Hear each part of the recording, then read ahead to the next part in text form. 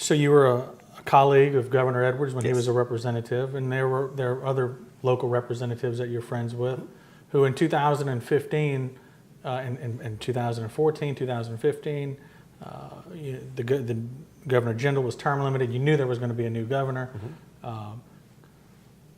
Former Governor, then Representative Edwards, was mounting a campaign Yes. for the governor to be governor. All right. And you guys have all had these conversations about how you wanted an independent legislature. Yes. So, And that's Republicans and Democrats alike. right.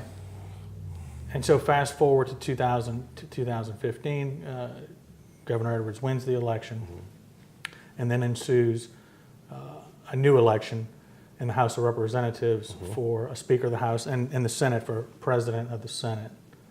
Can you tell me a little bit about the campaigns? Who were campaigning for Speaker of the House at the time, prior to the 2016 election of Speaker of the House?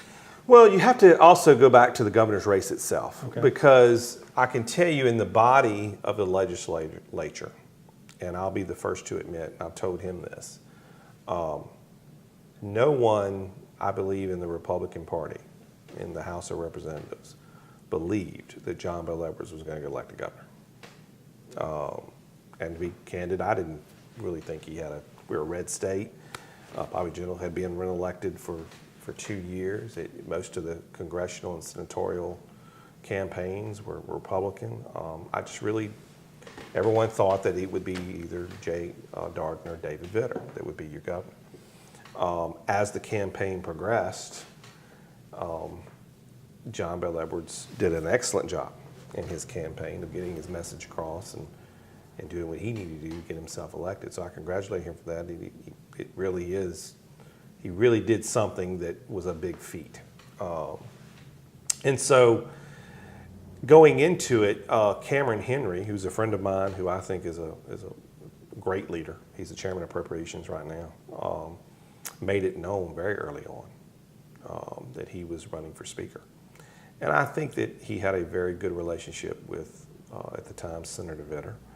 And I would think that Senator Vitter, and he's never told me this, no one ever put pressure on me to vote for Cameron Henry, but I thought that, he had a good relationship with David Vitter, and I thought probably that would be, if David Vitter got elected governor, that would be his candidate.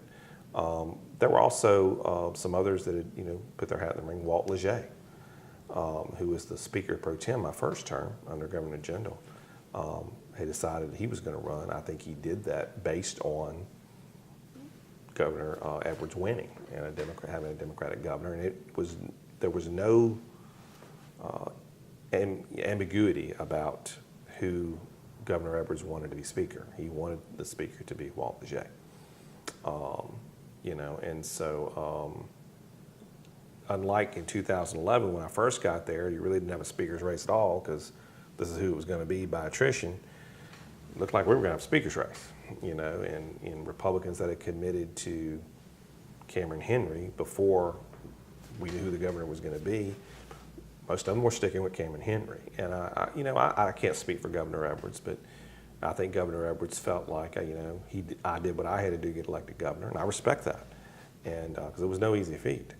And he felt like he needed a speaker that he could work with and had the same ideals that he had, and in his own respective party. And so I think that's why he pushed for Representative Jay so hard. And I think he really believed that, like all the prior governors before him, that that's the way it happened and that's the way it would be.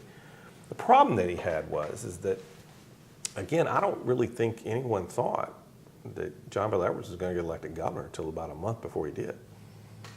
And you had different ones that had committed, and there were strong commitments to Cameron Henry. And you had Bobby Jindal, his last 4 years, who had, for lack of a better term, rubbed some Republican legislators the wrong way about the way he was, maybe heavy negotiating with them, and who they decided we do need an independent legislator. We don't need someone the governor chooses. And this is our opportunity to do that. And so, but I could say this, Governor Edwards called me before the speaker's race. He invited me over. He had his temporary office set up at LSU. He was trying to look, he was inheriting a lot of problems, and he was trying to do the best he could. And I felt like he needed Walt Leger as his speaker, and he asked me to vote for him. And I told him that I couldn't, that I had been committed already. He tried to talk me out of it, but he never threatened me. I cannot say that about John Bel Edwards. John Bel Edwards never threatened me or tried to heavy arm me or anything like that. He said he respected my decision, and he felt like that Walt would still win, but that he did respect my decision. He even shook my hand and said if there's anything he could do for me, he would do it. And I appreciated that. I really did. It was a big difference between Governor Edwards and the prior governor as far as what he wanted or what he would prefer you do. And I hope he's never acted like there were hard feelings about it towards me. And so I can only speak for myself, but anyway, I think he really believed that he had enough votes to get Representative Leger elected, and that was his guy. And he needed to do everything he could do to support him, but that's not how it turned out.